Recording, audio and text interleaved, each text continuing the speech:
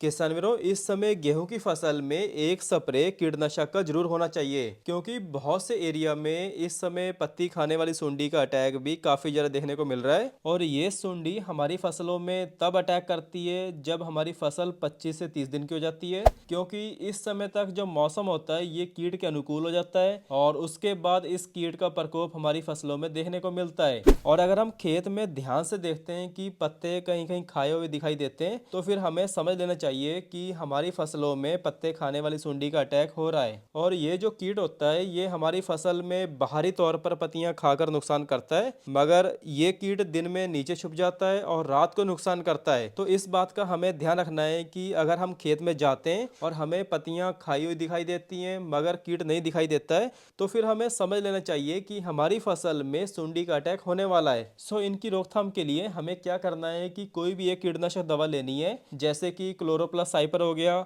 या प्रोफेनोप्लस साइपर हो गया या फिर बाइफेंथ्रिन होगी, अल्फामेथ्रिन होगी या फिर लैम्डा सैलोथ्रिन होगी, या और भी बहुत सी दवाएं आती हैं। तो इनमें से कोई भी एक दवा का छिड़काव कर देने से इन कीटों पर पूरी तरीके से कंट्रोल देखने को मिलेगा।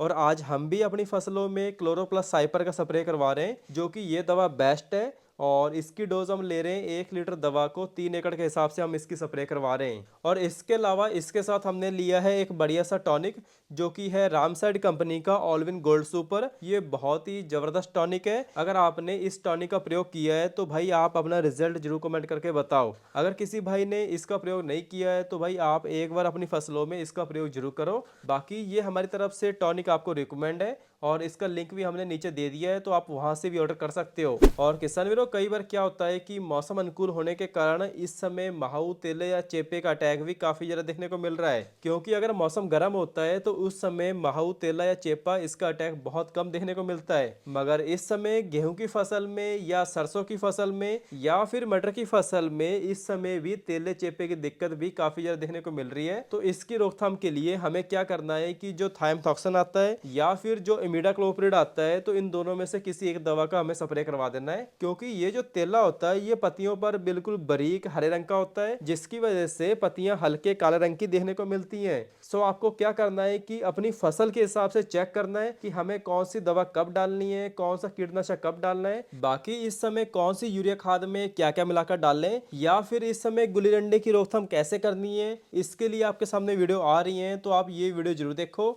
धन्यवाद।